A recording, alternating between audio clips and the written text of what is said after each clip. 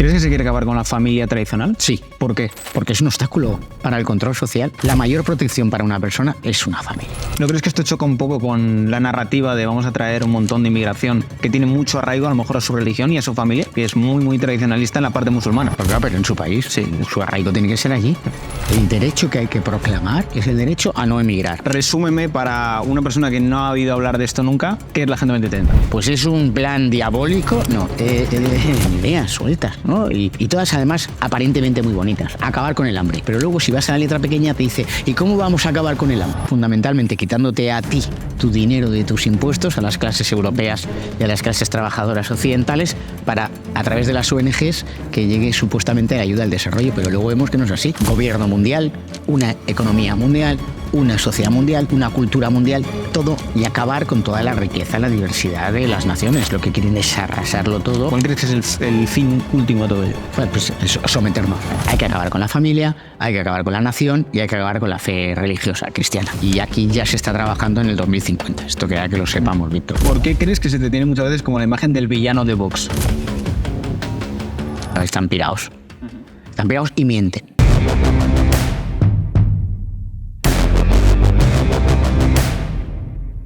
Muy buenas familia y bienvenidos un día más a Wall Street Wolverine. Estamos aquí en el Parlamento Europeo en un setup no bastante habitual con Jorge Buxadé. ¿Qué tal, Jorge? Pues nada, muy bien. Un poco cansadete, ¿no? Así un día intenso, pero bien. Es poco amigable la sala, muy espectacular. Impone, parece que vamos a dar aquí un golpe de estado. Sí, pero no es nada cariñoso, ¿no? No es nada cariñoso el ambiente. ¿Cómo has visto un poco el debate de hoy? Porque hoy ha habido bastante movimiento, sobre todo con el tema de la amnistía aquí dentro del Parlamento Europeo. ¿Cómo lo has visto? Debate muy intenso, y lo peor es que las peores esperanzas se han producido, ¿no? Y es que la Comisión Europea ha dicho que no va a hacer nada, que es un asunto interno de los españoles y que los españoles nos tenemos que arreglar. Lo cual no deja de ser verdad, y es que esto lo vamos a salvar los españoles, nuestra unidad nacional, la libertad, la democracia, el Estado de Derecho. Pero vamos, es un doble rasero brutal, ¿no? Comparado con Hungría, con Polonia, que tenemos aquí debates todas las semanas. Pues nada. Se lo comentaba a Nico Llori antes, que hemos hecho una entrevista, que por qué la Comisión Europea quiere intervenir tanto a Polonia y Hungría, y en el caso de España, por ejemplo, se limpia las manos. Porque la Comisión se ha convertido en un órgano ideológico, un órgano del nuevo Soviet, y por supuesto es el ataque a los gobiernos conservadores de Polonia y Hungría. Si Polonia y Hungría hicieran exactamente lo mismo y fueran del Partido Socialista o del Partido Comunista, no pasaría nada. ¿Crees que esto va a fomentar un euroescepticismo generalizado en este tipo de países? Yo tampoco creo eso, pero sí que una visión muy crítica de la Unión Europea. Ellos saben perfectamente que la Comisión Europea no es su amiga. Y lo que desean es que la Comisión Europea pues esté al servicio de los Estados miembros, que es lo que tiene que ser, ¿no? Y por eso votan reiteradamente pues a Fidesz, por ejemplo, en Hungría, con unas mayorías muy potentes, porque no quieren arriesgarse a no tener un gobierno que no les defienda. ¿Qué mecanismos hay ahora mismo para frenar esta amnistía? Tenemos muchos. Mira, el más importante políticamente yo creo que es seguir en la calle. Esa movilización permanente, este noviembre nacional, que no sé si se convertirá en un diciembre nacional o ya veremos, ¿no? Hablaban algunos de ir a tomar las uvas. ¿Sabes qué sucede? Pueden ser miles de opciones, además de, efectivamente, diciembre, ¿no? Pues tiene la Navidad, tiene las uvas, tiene el Día de la Constitución, la Inmaculada, patrona de España, es decir, que tenemos muchas efemérides. Eso por un lado. Y segundo, el Senado. El Senado es el instrumento y confiamos, bueno, ya no sé si utilizar la palabra confiar, pero seguimos pidiéndole, exigiéndole al Partido Popular que utilice su mayoría absoluta en el Senado para plantear un conflicto institucional. ¿Cómo es la posición del PP en este sentido? Porque vemos una narrativa que parece que va en línea de condenarlo, pero unas acciones que van en todo lo contrario.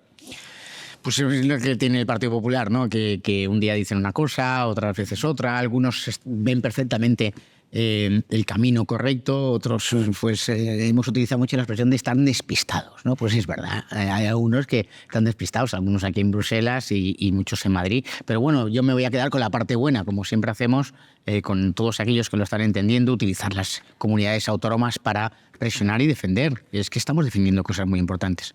¿Crees que hace falta un PP más al estilo Ayuso, por así decirlo? Es que no sé cuál es el estilo Ayuso. Estilo más directo, más Ya, confrontar. pero ya sí, pero por otra parte, lo mismo que decimos de algunos del PP lo podemos decir de Ayuso, porque el año pasado podía haber aprobado la reforma de esa ley trans, ¿no?, que le pidió Rocío Monasterio, o haber bajado los impuestos cuando le pedía Rocío, ¿no? Que también hay un poco de discusión entre el digo una cosa y hago otra, ¿no? Es verdad que Ayuso se diferencia de otros líderes, por ejemplo Moreno Bonilla en Andalucía, internamente, pero hacia afuera tampoco se ve mucha diferencia. Por tener un poco de referencia de cómo se articula el Parlamento Europeo, ¿qué grupos dentro del Parlamento Europeo? Porque yo creo que hay mucha gente que no sabe entender un poco que dentro de la política de Bruselas y europea hay diferentes grupos que están compuestos por diferentes partidos de diferentes países. ¿Cuáles serían los grupos mayoritarios? Los grupos mayoritarios, el mayoritario es el Partido Popular Europeo, donde está el Partido Popular Español, luego los socialistas, donde está el PSOE, y el tercer grupo es Renew, Renovar Europa, que es donde está Ciudadanos. Y luego aparece el grupo de los Verdes, el grupo de conservadores y reformistas europeos, que es donde está Vox, Identidad y Democracia, y un séptimo grupo que es The Left, ¿no? la izquierda, más o menos. Además, en el Parlamento está perfectamente dibujado, ¿no? Pues ahí están los de la izquierda y va cambiando hasta que en el otro lado está Identidad. ¿Es de propósito o es casualidad? Bueno, es la tradición política parlamentaria desde la Revolución Francesa. Eso de izquierdas y derechas era simplemente porque estaban colocados en uno u otro lado del Parlamento, ¿no? No como a mis compañeros de Vox en el Congreso de los Diputados, que los tienen como desperdigados todo el hemiciclo, ¿no? Como para intentar molestar. Bueno, pues eso. ¿Cómo ves la política en Bruselas? ¿Cambian mucho las posiciones de los partidos, digamos, que respecto a la política nacional, o son similares? Por desgracia cambia mucho. ¿Mucho a nivel cuánto? En el Partido Popular a nivel estratosférico. Aquí el Partido Popular en Bruselas, y además hay un vídeo muy famoso de Esteban González Pons en las elecciones generales diciendo nosotros tenemos una coalición con socialistas, liberales y verdes, ¿no? Y es verdad, aquí tienen una coalición, aquí votan, pues estaban en un 80 y pico % de coincidencia de votos socialistas y populares hasta julio de 2023. Por ejemplo, en materia de todo lo relativo al cambio climático, la transición ecológica, aquí se vota que sí, y luego, efectivamente, claro, es que con ese voto no pueden ir a pedir el voto a ningún agricultor en Andalucía o Castilla-La Mancha, ¿no? Ahí hay mucha diferencia. Fundamentalmente eso. Nosotros sí que, de verdad, por ahora, que no sé si es bueno o malo, pero es un hecho que votamos lo mismo en Bruselas que en Madrid, en Sevilla, y decimos exactamente lo mismo. Por tener una referencia, ¿qué grupos estarían a favor de la Agenda 2030 y cuáles en contra? Pues en favor de la Agenda 2030 están todos, menos Identidad y Democracia y ECR.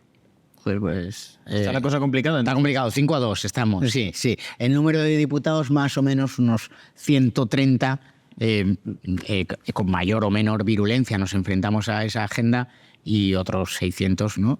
Pues están a favor. Pero vamos, que con mucha confianza, mucha ilusión, porque en junio del año que viene yo creo que va a haber un cambio sustancial. Para el que no sepa lo que es la Agenda 2030, resúmeme para una persona que no ha oído hablar de esto nunca, ¿qué es la Agenda 2030? Pues es un plan diabólico, es un plan político ideológico, un plan que se elabora en las Naciones Unidas en el año 2015, que no es obligatorio para nadie, que lo firmaron... Son sugerencias. Sí, claro, son ideas sueltas, ¿no? Y todas además aparentemente muy bonitas. Acabar con el hambre, ¿no? Está muy bien, sí, estoy de acuerdo. Es decir, que alguien que no esté de acuerdo con acabar con el hambre. Pero luego, si vas a la letra pequeña, te dice, ¿y cómo vamos a acabar con el hambre? Pues vamos a acabar con el hambre fundamentalmente quitándote a ti tu dinero de tus impuestos a las clases europeas y a las clases trabajadoras occidentales para, a través de las ONGs, que llegue supuestamente la ayuda al desarrollo, pero luego vemos que no es así. Nos enteramos que las ONGs en Palestina van a financiar el terrorismo de Hamas, nos enteramos que pues en África, por desgracia, ese dinero también se pierde pues en pequeños dictadorzuelos, en ONGs, etcétera, ¿no? Es ese plan que no obliga a nada, que firmaron unos presidentes de los gobiernos sin explicárselo a ninguno de sus votantes, y que está diseñando un modelo hacia un gobierno mundial, una economía mundial, una sociedad mundial, una cultura mundial, todo, y acabar con toda la riqueza, la diversidad de las naciones, ¿no? Pues no somos los mismos en Andorra que en España, que en Portugal, gracias a Dios, y es que eso es muy bueno, eso es muy bueno, ¿no? Entonces esto es lo que quieren, es arrasarlo todo, y detrás, por supuesto, hay una Hay dos cosas. Uno, el rollo del wokismo ¿no? Ideología de género, cancelación cultural, control de la libre expresión en redes sociales y en las universidades. Y luego toda la parte que yo digo de sovietismo. Es que ni siquiera es comunismo o socialismo, es un control de planificación económica, ¿no? ¿Es que a la Unión Europea le gusta ese modelo como el de China? De tanto control, incluso implantar una moneda digital con la capacidad de tenerlo todo controlado. Sí, sí. La Unión Europea ahora mismo lo veo como una inspiración. Sí, es el principal brazo ejecutor de la Agenda 2030. Te digo que la Agenda 2030 en África, pero si se están muriendo los pobres de hambre o de guerras y tal. El principal brazo ejecutor está aquí y hay muchos planes. Pues nosotros, con el tema del pasaporte COVID, por ejemplo, ¿no? Pues el pasaporte COVID al final se convirtió en una forma de control social, de control de los movimientos, de limitar la libertad de circulación. Ahora la identidad digital europea, esto, ¿cómo le llaman? El euro digital, ¿no? ¿La identidad digital europea qué es? Bueno, al final todo aparece como cosas buenas, que es un documento digital que nos permite identificar, porque claro, en el momento en que un Estado entra dentro de la Unión Europea, tienes una doble nacionalidad, española y europea. Pues que tengas esa identidad digital que te permita, pues por ejemplo, si tienes que ir a hacer un trámite en el Ayuntamiento de Bruselas, pues que puedas hacerlo más ágil. Pero luego sabemos que no es así. Sí, tiene una fachada bonita, pero luego tiene un... Claro, porque estamos ya con la tarjeta de seguridad social europea y, por tanto, en el momento que tú tienes una tarjeta, luego te la empiezan a llenar de derechos o de deberes, ¿no? Y los españoles tenemos, yo qué sé, es que hablo del sistema sanitario porque hasta hace muy poquito teníamos el mejor sistema sanitario de Europa, que lo están destrozando nuestros amigos de Sánchez y compañía, están destrozando nuestro sistema sanitario público y privado. Pues claro, al final... nosotros queremos tener eso y seguir manteniéndolo, cuidándolo y mejorándolo, claro. Pero si todo se mezcla, pues eso. Y respecto, por ejemplo, al euro digital, ¿crees que realmente se va a aplicar? Porque, por ejemplo, Estados Unidos de momento ha dicho, yo esto no me gusta, no quiero tenerlo, pero Europa parece que sí le gusta. Yo creo que la Comisión Europea quiere hacerlo. Y esa mayoría que hemos dicho de esos 5 grandes grupos están en ello. Pero bueno, por lo que yo sé, la banca se está resistiendo y bueno, la banca es un gran grupo de presión, ¿no? Vamos a ver cómo sale lo de euro digital, que además tampoco saben exactamente lo que quieren ahora mismo, si que sea una especie de Bizum público gestionado por el Banco Central Europeo o que en realidad... porque no opera en realidad como una moneda digital como puede ser un Bitcoin o tal, sino simplemente es... digamos que la parte mala de las criptomonedas, aplicarla ahí, tener como... total control de las transacciones. Es lo malo que tiene, por ejemplo, las criptomonedas, que todo queda escrito. Claro. Pero sí, la diferencia de las criptomonedas es que tienes anonimato. Tú no sabes quién es esa dirección, pero ellos sí que van a saber cuál es esa dirección y lo que has hecho con todo con todo el dinero. Ese es el problema. Además, hay un problema muy gordo, aparte de este, que es el que afecta a los derechos y libertades, ¿no? Es que ese dinero digital lo va a coger la Comisión Europea coactivamente a los bancos. Es decir, tú tendrás tu dinero en banco, no voy a hacer propaganda de ninguno, en X banco español, y de repente a ese banco le dirán, oye, pues de cada depositante tú o de cuenta correntista tienes que darme 3.000 euros para que yo opere su euro digital. Entonces los bancos se van a vaciar de dinero. Bueno, incluso permite impuestos automáticos. Claro, los banquitos pequeños ya están muertos. Sí. Con lo cual ya vamos a caminar hacia ese monopolio que es precisamente lo contrario de una economía de mercado bien entendida, que es cuanta más gente haya compitiendo, pues mejor, ¿no? Por ejemplo, con el tema de Turquía, según están las cosas con Palestina y demás, se habló de que Turquía podía llegar a entrar en la Unión Europea. ¿Crees que esto lo puede frustrar bastante, la posición de Turquía? Yo creo que Turquía no va a entrar en la Unión Europea. No sé, yo creo que no lo voy a vivir. Yo creo que ahí hay bastante... Los franceses lo tienen muy claro, los franceses todos, los de uno y otro lado. A los alemanes, que eran los principales impulsores, se han dado cuenta de que tienen un problema muy gordo. Es decir, la situación ahora mismo de las calles en las grandes ciudades europeas es tremenda, es tremenda. Y yo creo que ese rumor que está creciendo en toda Europa, ¿no? Contra el multiculturalismo, contra la falta de paz social, la violencia, la inseguridad. Turquía no está ahora mismo dentro. ¿Crees que va a cambiar la tendencia con el tema de la inmigración? Ahora que, por ejemplo, Dinamarca, Suecia y demás parece que están empezando a moderar, digamos, esta política. Yo lo deseo, lo espero y trabajo todos los días para que se produzcan, para que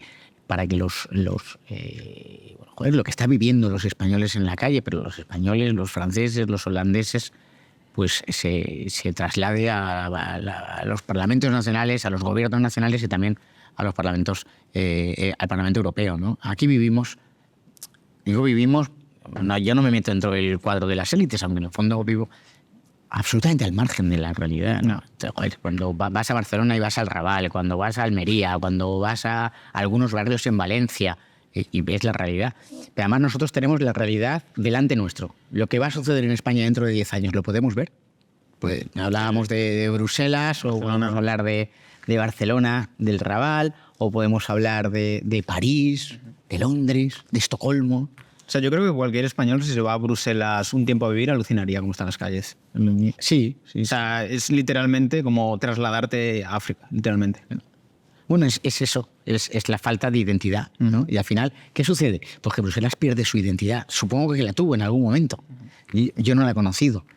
Tuvo su identidad bruseliense o belga, ahora ha desaparecido. Y entonces esto es un desastre. Si a esto le unes la Agenda 2030, que también quiere disolver tu identidad nacional para que todos seamos exactamente iguales, pues tenemos un pastiche horrible. ¿Cuál crees que es el fin último de todo esto? De este multiculturalismo y esta Agenda 2030. ¿Cuál crees que es el fin último de todo ello? Pues someternos. Solo se puede entender, lo entiende perfectamente el que ha leído El Hobbit y El Señor de los Anillos, y si no ha leído, pues el que ha visto las películas, ¿no? Es el anillo de poder, un anillo único que los una a todos y tal. Esto es lo que quieren. Y nosotros somos hombres de Aragón. Una buena analogía. Somos hombres de Aragón. Bueno, se puede ser elfo también, pero bueno, eso ya los guapos.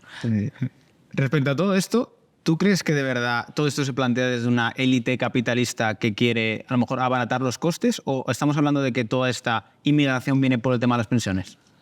Yo creo que ahí se mezclan muchísimos intereses. Porque son algunas de las teorías que se manejan. Muchísimos intereses. Yo creo que hay élites capitalistas, bueno, sí, de las grandes multinacionales, los grandes lobbies. Es difícil diferenciar. Sí, es capitalista. Es muy complicado. Mercantilismo. Porque Xi Jinping, el líder del Partido Comunista Chino, va a abrir el foro de Davos todos los años, ¿no? Entonces, al final, esto es un lío.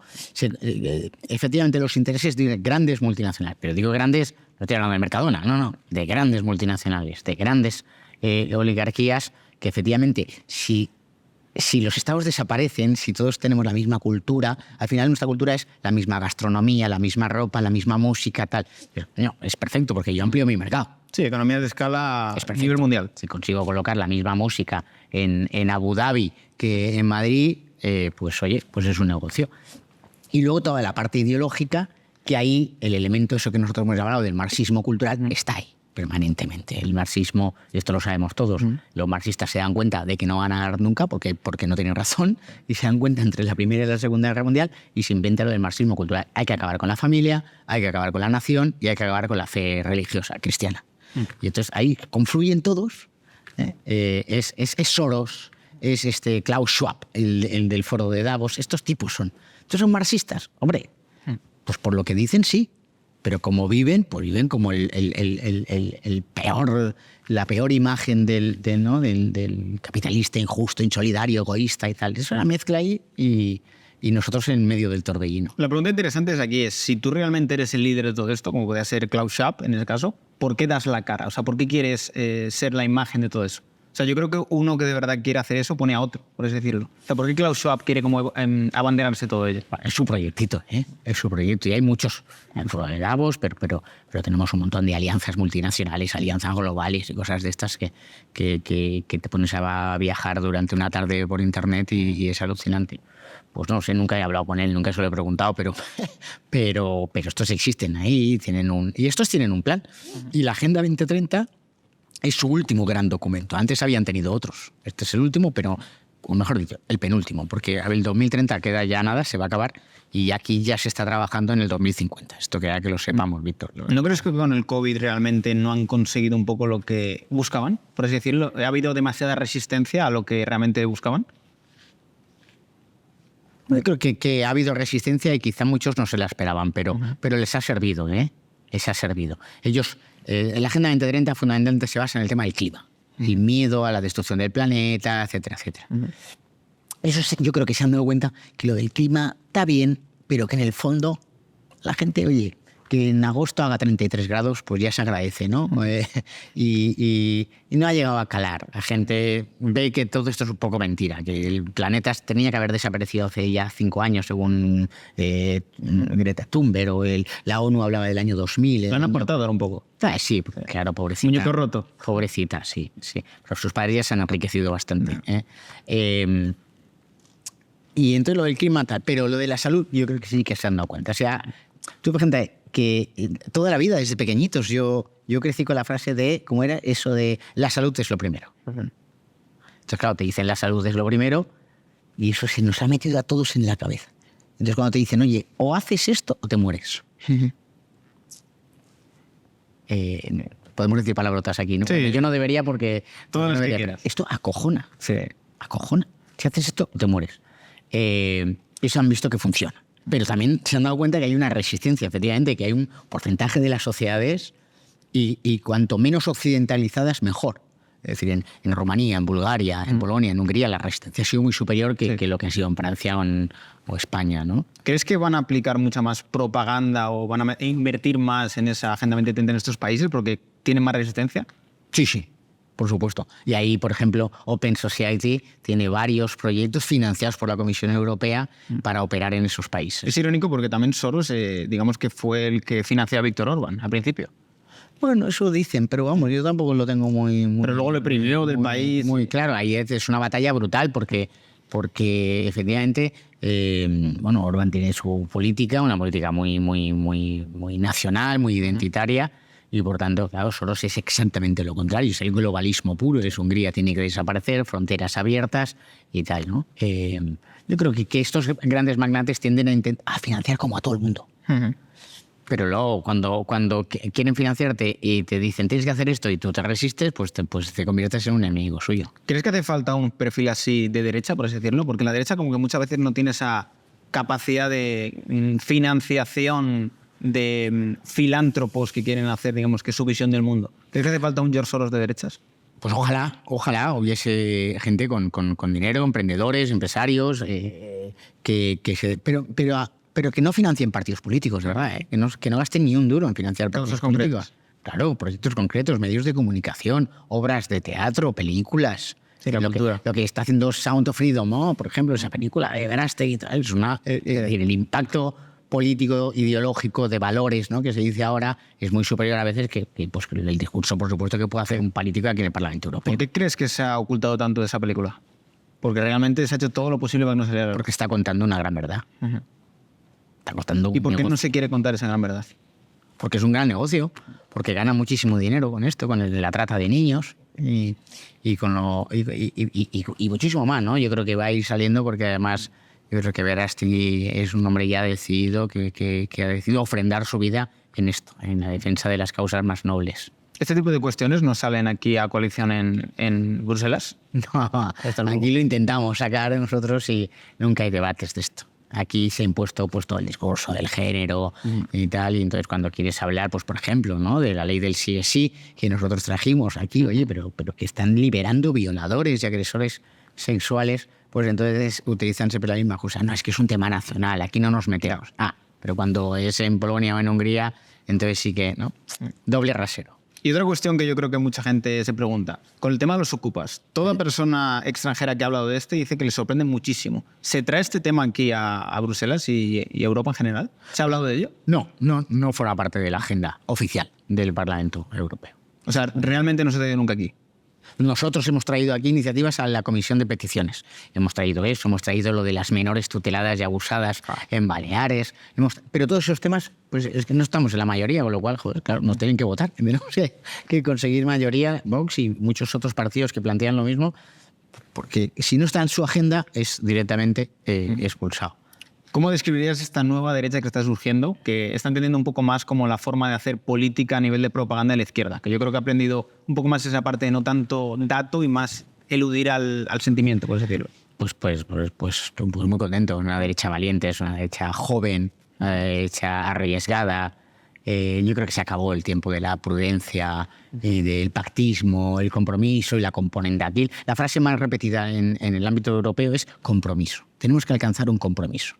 Y así está la derecha, que ha alcanzado compromisos con la izquierda desde hace 50 años. Pues ya está, se acabó los tiempos de los compromisos y eso lo tiene la derecha en toda Europa, ¿no?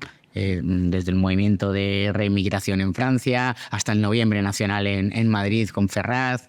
Yo creo que es bueno y además es bueno que entre jóvenes, jóvenes que no han tenido la experiencia que a lo mejor puedo haber tenido yo con 48 y por tanto mi generación ya es una generación muy afectada por toda la manipulación, ¿no? ¿Cómo se llaman los boomers, no? Sí, pues estamos muy afectados por toda una manipulación. Los tíos de 25, 26 años, 18, pues no. Pues también te digo que está ocurriendo un fenómeno que es fascinante y es, ha crecido toda una generación que en el colegio han hablado del cambio climático, le han hablado de ideología de género, le han hablado de feminismo y desde la política se ha creído que eso crearía una generación como muy feminista y ha hecho todo lo contrario. O sea, las nuevas generaciones vienen como muy radicalizadas en contra de todo eso. Pues, pero es la prueba más evidente de que esas doctrinas son antinaturales. Total. Antinaturales. O sea, a mí me ha pasado... Están luchando contra tu biología, contra tus sentimientos, contra... Ya está, es así. Pero también es una cuestión de que los propios chavales en clase se sienten atacados. En el sentido de que se generan enfrentamientos entre los chicos y las chicas, que los chicos entienden como, pero ¿esto por qué ocurre? Claro. Y no lo entienden. No lo entienden. Bueno, yo tengo 4 hijos. El mayor va a cumplir en enero 19. Vamos, está en esa generación, ¿no? Está ahí, claro, efectivamente. Además, no lo entienden, porque además esto está perjudicando las relaciones entre chicos y chicas. Y ¿hasta dónde llegamos? ¿Qué hacemos? ¿Cómo nos comportamos? Esto no puede ser. No puede ser. ¿Crees que se quiere acabar con la familia tradicional? Sí. ¿Por qué? Porque es un obstáculo para el control social. Es un obstáculo para aquellos que quieren decidir lo que tienen. La mayor protección para una persona es una familia. Un padre que te cuida, que te quiere, una madre, unos hermanos, unos abuelos. Pero ¿no crees en el ejemplo? ¿No crees que esto choca un poco con la narrativa de vamos a traer un montón de inmigración que tiene mucho arraigo a lo mejor a su religión y a su familia? Porque al final traes a un montón de gente que es muy, muy tradicionalista en la parte musulmana. Claro, pero en su país. Sí, eso es. Claro, allí que se arraiguen. Si nosotros decimos que su arraigo tiene que ser allí, el derecho que hay que proclamar es el derecho a no emigrar. Y es el que me gustaría a mí garantizarles, el derecho a no emigrar. Pero el punto es que si tú, imagínate que quieres llegar a ese punto de desarraigo en la población, sí, pero traes población que viene con países con mucho arraigo cultural a la familia sí, y también a la religión. Entonces como que no vas a conseguir lo que quieres porque los musulmanes se te van a levantar. Claro, porque ellos creen que pueden controlarlo. Wow. Pues yo lo veo complicado, ¿eh? Claro, creo que va a primar lo otro. Claro, ellos creen que pueden controlarlo, efectivamente, y que ese reemplazo, esa sustitución poblacional, cultural, social, es no vamos a apoyar la familia aquí, vamos a apoyar por la entrada de una inmigración que no quiere asimilarse, además, que es que no tiene ninguna intención. Y creen que esto lo pueden controlar, pero claro, es que el ejemplo de Suecia, que era el país socialdemócrata y moderno, pues se les ha descontrolado. ¿Realmente crees que el caso en los países nórdicos ya tiene algún tipo de solución? Porque se está viendo que ya hay algunos barrios que son no-go zones totalmente. Sí, sí. Incluso ahora Países Bajos también está ocurriendo de que ya hay una mafia organizada sobre todo en el tema de narcotráfico. ¿Cómo se puede revertir esto? Pues como han hecho ellos, sacando el ejército a la calle. Dicen que eso baja el consumo en España. ¿Baja el consumo de qué? El consumo de la gente que se asusta. Bueno, hombre, uno de la alerta 5. Claro, no es nada agradable ver al ejército en la calle, pero es mucho menos agradable salir a la calle que te peguen un tiro. No, totalmente. Sí. Y al contrario, podrá bajar, no sé si baja el consumo ese día o tal, pero en el momento que hay seguridad en las calles y volverá a haber libertad, habrá propiedad, todos los derechos se van a proteger de golpe. Y habrá más consumo y más alegría y más de todo. Tema polémico. ¿Cómo estás viendo la actuación de la policía en estas protestas que está viendo en España? Pues es una actuación, desde lo que yo he visto, yo estaba en Ferraz, pues creo que hoy es el día 20, ahora 20, sí, ¿no? Pues de los 20 habré estado 6, ¿no? Porque con tanto viaje de Bruselas y eso, y yo, el tiempo que he estado, pues 6 por 2 o por 3, 18 horas allí, yo no he visto ni una sola actuación violenta por parte de los manifestantes. ¿Crees que hay sí que he visto vídeos, llorando. ¿Qué puedo decir? Que es una actuación, ¿cómo decirle? Impropia, no habitual. No hemos visto a la Policía Nacional actuar así con nadie en años, en décadas.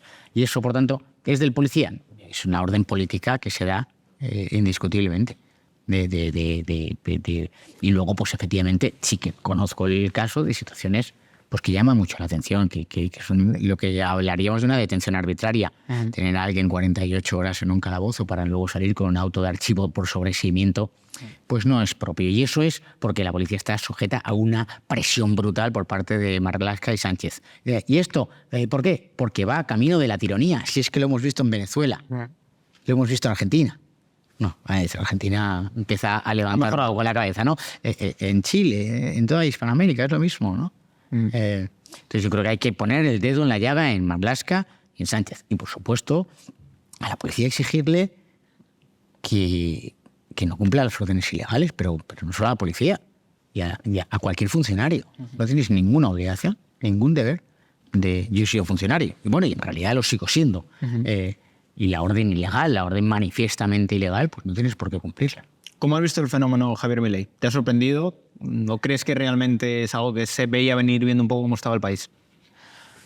Bueno, yo creo que es sorprendente. Es un tipo extraordinario. Yo tuve la oportunidad de conocerle como muchos españoles en el pasado Viva, en el último Viva, en Madrid.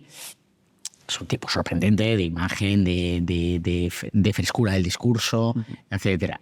Pero bueno, ya nos sorprende. Después de un año de trabajo, es verdad que su proyecto político ha ido creciendo, ha ido acumulando, aceleradísimo. Pero bueno, porque es que la situación de Argentina también es acelerada. Es que es un país con un 140% de inflación. Es decir, ¿cómo no va a ser acelerado? Todo allí es acelerado. Y eso es lo que hay que parar. Eso es lo que hay que llegar a un gobierno, que ordene las cosas. Y hombre, pues yo lo vivo con mucha alegría, por supuesto, por todos los argentinos, por aquellos amigos argentinos que viven aquí en España, no Echenique, ¿no? Ni Pisarello, estos no. Estos lo mejor, ¿eh? Estos, yo creo que es el momento para que vuelvan a Argentina. Argentina es una nación que ahora va a salir adelante económicamente, pero ahora es un momento para que Pisarello y Echenique pues vuelvan a su patria de origen. Y por ejemplo, el ejemplo de Nayib Bukele, ¿cómo lo ves? A nivel de político. Contradictorio. No lo conozco especialmente. Las imágenes son muy llamativas. Pero hay que ver qué hay detrás de todo esto, ¿no? Hay que verlo. ¿Contradictorio en qué sentido? Contradictorio porque no tengo la información, pero vemos imágenes que aparentemente son muy buenas. Es decir, ver a las manas ahí pues arrodilladas ante... pero por otra parte hay que ver si eso va unido con eventuales violaciones de derechos fundamentales. No digo de los malos. El malo, en el momento que comete un delito, sus derechos fundamentales, hombre, la vida sí, pero pocos más. No, vamos un poquito más arriba al norte, Donald Trump, ¿cómo puedes verle para 2024? ¿Crees que todos los casos que está viendo contra él van a seguir adelante? ¿Va a acabar pisando la cárcel o cómo lo ves? Creo que no van a parar de atacarle. Pero aparentemente lo que nosotros hemos podido leer aquí en la prensa, lo que nos llega, que evidentemente es una información muy manipulada, porque la prensa también en Estados Unidos es una prensa izquierdista. Pero incluso te diría que aquí en España no ha llegado nada de Biden, y Biden está dando titulares prácticamente toda la semana. Permanentemente. Él y su hijo y toda la familia. Yo creo que la pregunta, ¿cómo ves a Trump? Yo le pido de presidente de los Estados Unidos. Sí. Incluso si pisa la cárcel. Eso ya lo veo más difícil. ¿No crees que eso le puede ayudar en esa parte rebelde, por así decirlo? Como pasó con la foto policial que le sacaron. Sí, le ayuda. Consigue pues grandes bombas de financiación económica, que es muy importante para la campaña americana. Pero yo creo que los Estados Unidos no pueden tener un presidente en la cárcel. ¿Crees que Biden va a ser candidato? No, todo parece que sí. Yo creo que va a ser una sorpresa de última hora, decir Biden ya no está bien. Hay que poner a otro para poner un candidato como más limpio, por así decirlo. Pero conociendo la política americana, es difícil montar ¿a quién? ¿Un tío de 40 años? Kamala Harris, a lo mejor. Buf. Michelle Obama. La vicepresidenta desaparecida. Es un bluff. Kamala Harris es el bluff más grande de la política americana en los últimos años. No lo veo. ¿Cómo ves la situación de Ucrania? Parece que se ha diluido un poco todo el tema de la guerra, ha salido de Israel. ¿Cómo se está viendo esto desde Bruselas? Pues aquí el tema fundamental ha sido el tema básico, casi exclusivo durante meses, y ahora pues está dejado, efectivamente. Es más importante que hace Israel. Para los españoles hemos conseguido que esta semana esté el debate del Estado de Derecho, la inconstitucionalidad de amnistía y tal, pues está olvidado. ¿Crees que hay un desánimo porque no se ve un avance? Yo creo que coincide todo, sí. Y que las medidas adoptadas por la Comisión Europea, fundamentalmente en el ámbito de las sanciones, prohibiciones, etcétera, pues no están surgiendo un efecto en la guerra. que es lo que hay que ganar en su caso, y obtener que Putin retire sus tropas al origen, ¿no? Y al contrario, está produciendo perjuicios a partes considerables de nuestra economía, ¿no? Y ya no solo por la subida de los precios, sino pues por la afectación al sector agrario, etcétera, ¿no? Yo creo que ¿Crees que Ucrania acabará entrando en la Unión Europea finalmente? en el corto plazo no creo. Mira, con Ucrania nosotros tenemos que mantener una posición muy clara, seguir defendiendo su soberanía, su integridad territorial y apoyarle. Apoyar para que consiga pues defender su territorio. Y luego ya veremos, es que entrar en la Unión Europea es un camino, a España le costó muchísimos años, ¿no? Y a todo el mundo le cuesta muchos años. Entonces yo creo que eso, incluso los principales defensores de la entrada inmediata y urgente de Ucrania ahora empiezan a decir, bueno, vamos a ver, Ucrania es un gran país en población, que desestabilizaría pues toda la reorganización de votos de los... Ahora mismo, los que lo venden son vendehumos. Por tener una referencia, ¿cuál dirías que es el modelo de país europeo que más te gusta ahora mismo? Hungría. Hungría. Sí, por lo que conozco. Hungría. Es verdad que es un país muy pequeñito, es un país pequeño, pobre en realidad, es un país donde el sector primario pues, es muy relevante, que están creciendo a unos porcentajes evidentemente brutales, pero yo creo que hay algo que ellos aún mantienen y que nosotros hemos perdido y queremos recuperar, que es la libertad. La libertad profunda, es la libertad intelectual, la libertad de expresión, la libertad de ir por las calles, la libertad de medios. Yo cuando estaba en Hungría he estado varias veces ya. En cualquier acto hay medios, pues no sé, quizá un 50%, 50%. Dime tú si en España hay un 50% de medios conservadores y 50% de medios socialdemócratas. Yo creo que en España hay un problema con el tema de la financiación. Ahora mismo el hecho de que el sector público sea el mayor, digamos que anunciante dentro de estos medios, no da libertad en estos medios. Claro, se han acostumbrado, todo el mundo se ha acostumbrado ya. Todo el mundo se ha acostumbrado a recibir fondos públicos, pero es que es una de las estrategias del socialismo, comunismo, como se le quiera denominar, ¿vale? Es una de las estrategias de hacer a la gente dependiente. Pero lo mismo sucede con subsidiar a las ONGs, cualquier proyecto ideológico, las asociaciones feministas, todas están subsidiadas. Claro, al final creas toda una sociedad de millones de personas que dependen del presupuesto público y el voto cautivo. Todo, Santiago lo explica muy bien, ¿no? Lo explica muy bien en la campaña, ¿no? Le quitan el dinero a vuestros padres para dárselo a vosotros y comprar vuestros votos. Son votos comprados. Una anécdota que me ha dicho que te pregunte. Sí. ¿Qué pasa con los McDonald's? Que tuviste una polémica con los McDonald's. Es una polémica de estas que se inventan, ¿no? A ver, los McDonald's. Que te cuento la historia. Pues yo voy a una entrevista en un medio de comunicación y no sé cómo estábamos hablando pues, de los temas ecológicos y tal. Entonces yo pongo como ejemplo que justo acaba de ser verdad. Acabo de ir a Roma con mi familia para el Inmaculada Concepción a pasar el puente. Y entonces me di cuenta que los McDonald's dentro de Roma, de la trama urbana, están metidos en la trama urbana. Es decir, el color de las están integrados dentro del paisaje. Y yo dije, pues esto me gusta. Me gusta esto. Y no me gusta pues, ver una M gigantesca en un edificio clásico, pues que lo deja feo y ya está. Bueno, y a partir de ese momento dijeron que yo estaba en contra de McDonald's. Me parece muy legítimo que cada uno se gane el dinero, sobre todo si dan empleo y cuidan bien a sus trabajadores y tal, ¿no? Pero bueno, son polémicas inventadas y ya está. Y por supuesto que hombre, yo prefiero o me gusta, apoyo o promuevo el comercio local y de proximidad. Bueno, pero claro, hay grandes empresas, por supuesto, y que vengan aquí y generen empleo. Otra pregunta que me ha hecho bastante. Qué malos amigos, Sí. me parece. Te voy a sacar otra que también te va... Me han dicho que tú hiciste una entrevista en la cual decías que tú estabas mucho más orgulloso de haber estado en Falange que en el PP. ¿Por qué dijiste eso? Porque a ver, yo en el Partido Popular he sido afiliado y pagaba cuota. En Falange nunca. Pero es verdad que eso que ha salido publicado en medios, etcétera, pues yo tenía 18 años y yo no me siento... A mí nadie me defraudó.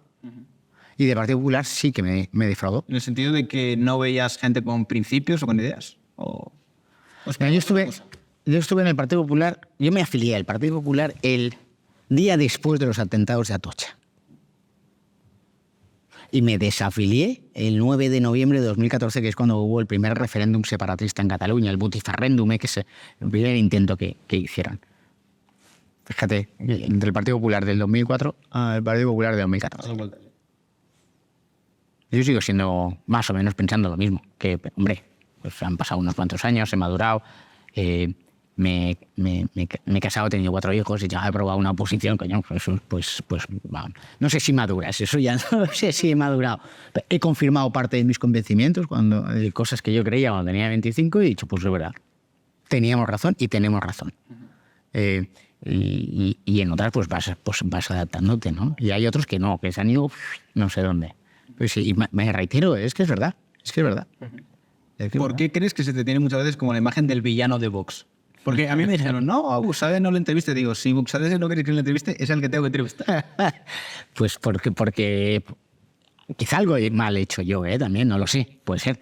Pero yo creo que hay una parte de medios que te dicen a ti constantemente y yo creo que establecen esa narrativa. Claro, yo creo que es eso, que al final es pues ahí al muñeco de goma que hay que golpearle y... Pero desde dentro del partido, ¿cómo lo veis eso? Yo creo que en lo que a mí me importa, que es las personas que trabajan conmigo, las personas que trabajan aquí en Bruselas, las personas que trabajan, pues se ve todo, pues como diciendo, están pirados. Están pirados y mienten. Y mienten. Los periodistas, muchos mienten conscientemente y voluntariamente y se inventan noticias. Por ejemplo, todo esto del Vox liberal y el Vox falangista, ¿crees que es mentira? Se lo inventan. ¿Sí? Es un puñetero invento. No es cierto, es mentira. Yo reto a cualquier periodista, a cualquiera, que me diga qué dice ahora Vox, contradictorio o con las 100 medidas de Vox del 2018. Había bastante miedo. ¿De qué cosas nos hemos bajado? ¿De qué? ¿De la unidad de España? ¿De la defensa de la propiedad? ¿De la protección de las fronteras? ¿De la libertad económica? ¿De la bajada de impuestos? ¿De qué? Entonces, si yo estoy defendiendo la bajada de impuestos, ¿qué soy? ¿Cómo me calificas? A ver, depende.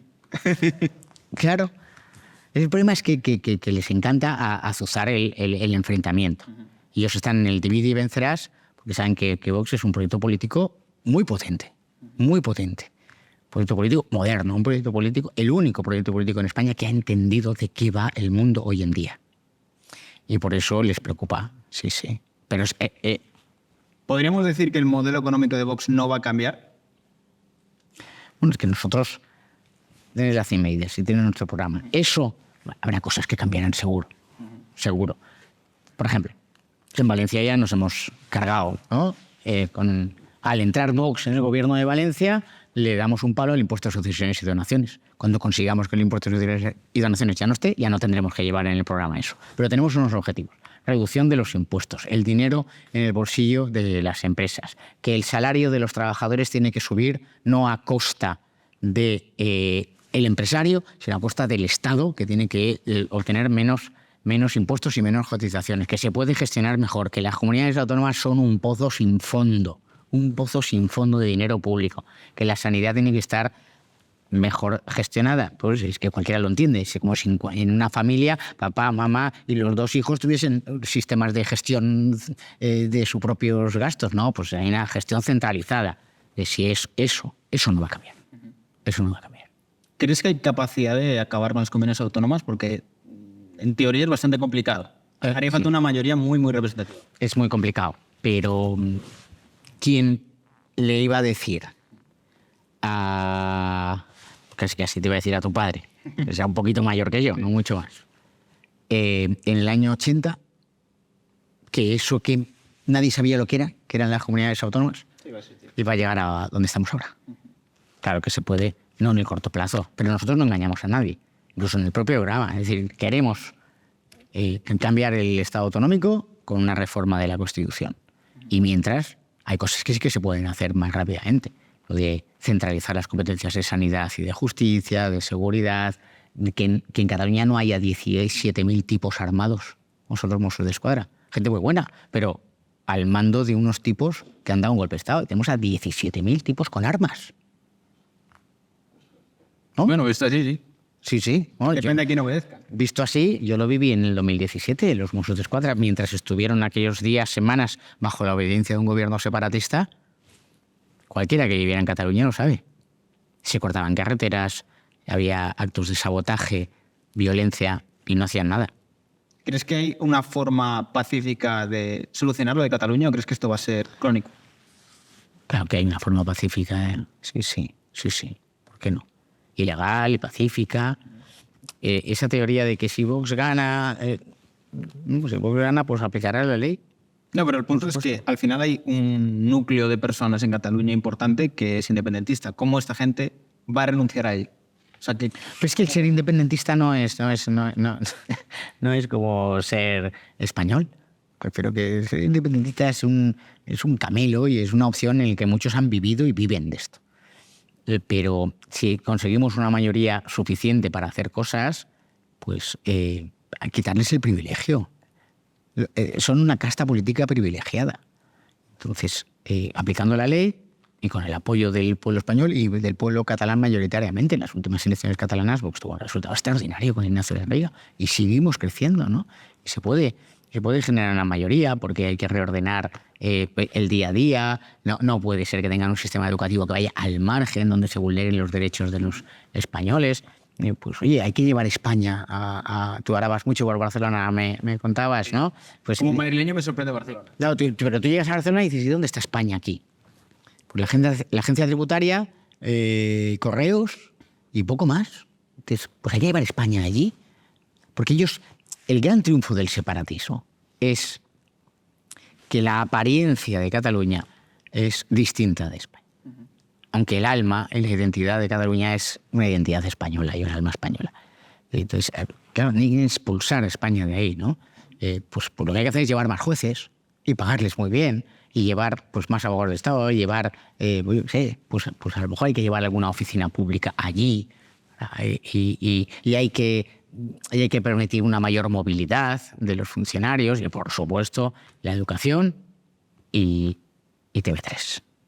TV3 hay que sujetarla. Es una permanente comisión de insultos.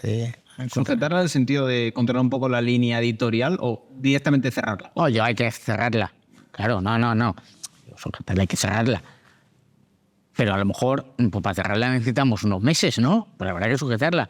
Habrá que garantizar que cumplan la ley y que se sometan al principio de libertad. No se habla en español en TV3. Pero en realidad, luego tú vas a Barcelona y la gente habla español, claro. Y hay un porcentaje también que habla catalán. Yo soy catalán. Pues ahora podría continuar la entrevista en catalán, lo cual sería una falta de educación. Y además un error por mi parte porque no nos entenderían los que van a ver luego el vídeo, ¿no? Pero la realidad va por un lado y ellos han montado una realidad paralela que son la burguesía de siempre. La burguesía de siempre, los que vivían muy bien hace 80 años y que si luego vivieron bien hace 30 y ahora quieren seguir viviendo bien y han considerado que la forma mejor de seguir viviendo bien es pues engancharse al separatismo. ¿Crees que actualmente con la situación en España se está viviendo como el auge de un nuevo carlismo, por así decirlo, por la actuación de Felipe? No, yo creo que no. Yo creo que la situación efectivamente es una situación muy grave, históricamente grave, y que está saliendo mucha gente a la calle enardecida. Pues estas imágenes de la bandera de España con el agujero. Bueno, hay gente que lo hace, pero hemos visto en Ferraz desde gente que saca muñecas hinchables para contar Esa fue buena. Esa fue muy buena, pero en realidad parece, oiga, pero esto es lo que sois, y luego hay gente pues rezando el rosario y hay otros. Bueno, es la España real. Sí, la España real, la España decidida, la España juvenil, como decías, pues esos, pues que dicen, ¿y qué es lo más rebelde ahora? ¿Qué es lo más revolucionario? Porque rezar el rosario en la calle, tú imagínate. No, la verdad que sí. ¿No? O es revolucionario, pues ponerse una boina roja, o es revolucionario. Bueno, lo importante es que todo eso se encauce en el camino correcto, que es la defensa de cosas importantes y serias y no quedarse en mi pequeño, ¿no? Sí. Ya me entiendes. ¿Crees que la política catalana, en cierto modo, la más independentista, vive de un eterno proceso que nunca va a acabar? Sí, claro. Son como los de la Agenda 2030. Nunca va a llegar al fin, pero estamos aquí prometiendo que algún día llegará. Claro. Mira, Rufián, ¿no? Decía que iba a estar 18 meses, ¿no? 18 meses y luego cuando tuvo 6 años ahí viviendo de la mamandurria e insultando a España, ¿no? Bueno, pues sí, claro, por supuesto. ¿Y crees que ahora, con la situación que hay, el País Vasco, por ejemplo, podría empezar a movilizarse para lo mismo? Me preocupa mucho. Porque ha estado tranquilo hasta el momento, pero puede volver a empezar. Me preocupa mucho. El separatismo vasco siempre ha recogido las nueces de otros. Y ahora, durante un tiempo, recogieron las nueces de ETA y de Herri Batasuna, y ahora están recogiendo las nueces de Junts y de RC, pero bien calladitos. No sabemos qué ha pactado Sánchez con Bildu y sabemos lo que ha ejecutado en la última legislatura. Muy preocupante. Por ir zanjando, una cosa que me han preguntado bastante. ¿Cómo visteis desde Vox de dentro la salida de Iván Espinosa a los Monteros? Con una pena enorme. Además, a mí... mucho de algún enfrentamiento contigo, de si tú decidiste que saliera. Escucha, otro invento. Que de verdad, que se lo inventan. ¿Ya? Es alucinante, porque además, te voy a decir una cosa. Solo un periodista. Yo creo que en aquellas semanas de agosto, primera, segunda semana de agosto, que se hicieron todos los artículos sobre mí, fueron como 30 o 40 piezas. Solo un periodista me llamó para pedirme mi opinión. Y él sabe, no voy a decir su nombre, él sabe que me llamó, y todos los demás que hicieron piezas engañando, mintiendo, sin pedirme a mí mi opinión, sin nada, pues tienen que volver yo qué sé, pues no sé si eso se da en segundo de periodismo, tercero, en algún momento se dará el no puedo publicar las noticias sin contrastar las noticias. Y es todo mentira. Y más aún, recuerdo perfectamente, yo creo que fue el 9 de agosto, porque yo estaba en una entrevista en COPE. La cadena COPE. Sí, me acuerdo de esa entrevista que te pilló por sorpresa. Claro. Pues, y con la, además que yo la cadena COPE, joder, yo tengo una pequeña batalla con la cadena COPE. Porque es una cadena que no responde a sus oyentes, que no responde a lo que escuchan y sus oyentes, ¿no? Y estaba contento porque, oye, pues la COPE, y además tenía una especie de réplica, de derecho de réplica, porque había escuchado una tertulia justo 2 o 3 días antes, o 4 más, mentir sobre lo que nosotros hacemos aquí en Bruselas, que si somos anti-europeos, eurófobos y todo esto. Y yo, oye, ejerzo mi derecho a réplica, sois unos mentirosos. Es mentira. Aquí estamos por defender España en Bruselas. Y aquí nadie se va, ¿no? Aquí nadie se va, aquí a luchar. Pero lo que no se puede venir aquí a Bruselas es a pedir perdón por ser español, al contrario. Una cuestión que también creo que es interesante y que habéis tocado bastante aquí en Bruselas. El tema Marruecos. ¿Qué pasa con Marruecos aquí en Europa? ¿Por qué de repente cambia la posición que hay respecto a Marruecos? Bueno, eso es increíble. Porque fíjate que hemos hablado del Qatar Gate, pero el Qatar Gate está absolutamente vinculado al Morocco Gate. Y nadie habla de esto, ¿no? Marruecos ha hecho, eso hay que reconocerlo, muy bien sus deberes. Una política internacional muy agresiva, unas buenas relaciones diplomáticas, se saben mover muy bien, tienen una buena relación con los Estados Unidos ahora, la que hemos perdido nosotros por culpa de Zapatero y de Sánchez, una muy buena relación, y eso se manifiesta aquí. ¿Qué pasa con Marruecos? Pues bueno, como España no está haciendo sus deberes, pues ellos ocupan, ¿no? Entonces, no sé qué ley es, o hay una ley, tiene un nombre, no sé cuál es, que si en un líquido desaparece de un espacio, ¿no? Aparece otro que lo va a ocupar, un líquido. Entonces la clave está en el posicionamiento de la política exterior. Sin duda. Además que tenemos una política exterior a veces inexistente, a veces raquítica, contradictoria y en otras ocasiones cómplice. Es decir, Zapatero se inventa lo de la alianza de las civilizaciones, que era juntarse con Irán, con Turquía y con todas las dictaduras, claro, con Cuba y con Venezuela y Nicaragua. Y esa política internacional no la cambia Rajoy. Otra de esas cosas que decimos de Rajoy, pero Rajoy siempre decimos, Rajoy no bajó los impuestos, es verdad, al contrario, los subió. Rajoy no, yo qué sé, pues siguió transfiriendo competencias incluso cuando veía que había un gobierno separatista en Cataluña. Y otra de las cosas es, ¿cuántas veces viajó Rajoy a Hispanoamérica? Yo no recuerdo ninguna. Hablan de un viaje a México, ¿no? Nada más ser presidente que fue a México. Entonces, esto es decir, tejer nuestras relaciones con Hispanoamérica, ayudar a las naciones iberoamericanas a que no caigan en las redes de este socialismo del siglo XXI, que es comunismo puro y es dictadura y es limitación de libertades. Nuestras relaciones con el norte de África, haber continuado nuestra posición, Gibraltar. Dice, hombre, que eres un utópico, ultrapatriota, ¿no? Lo de Gibraltar es una espina que tenemos clavada en el corazón. ¿Es un tema que se toca aquí? No. Y ahora ya menos. Tuvimos una oportunidad que es con el Brexit. Tuvimos una oportunidad. Y quedó ahí en el aire. Se dijo, no, cualquier acuerdo que la Unión Europea llegue con el Reino Unido necesitará la opinión de España. Eso es lo que el Partido Popular negoció como una gran victoria. Claro, pero luego llega Sánchez y... Papel mojado. Papel mojado. Bueno, Jorge, yo creo que hemos tenido una entrevista muy interesante. Sí, ¿no? La verdad que ha sido espectacular. Y por ir zanjando, un último mensaje para la audiencia, que yo creo que lo van a agradecer bastante. ¿Cómo crees que puede acabar todo esto del Noviembre Nacional, todas estas movilizaciones? ¿Crees que pueden llegar a algo? No, es fundamental. Es decir, los procesos de conversión de una democracia en una tiranía, en una dictadura, en un gobierno autocrático, solo se paran con gente en la calle defendiendo la democracia, la libertad personal y familiar y la unidad nacional en este caso encima. Pues nada, lo tenemos En la calle. Muchísimas gracias por la entrevista, yo creo que ha sido muy, muy entretenida. Y nada, cuando quieras venir, estás invitado. Venga. Y ha sido un honor estar aquí en el Parlamento Europeo, la verdad que ha sido toda una experiencia. Gracias. No te vas a ir, que mañana te tenemos por aquí, Sí, creo. creo que sí. Mañana te doy una charla, ya veréis. Así que nada, chicos, dejadme en los comentarios qué os ha parecido, si tenéis alguna que otra pregunta para próximos invitados que puedan estar aquí dentro de Bruselas. Y nada, chicos, nos vemos en el próximo vídeo. Lo tenemos.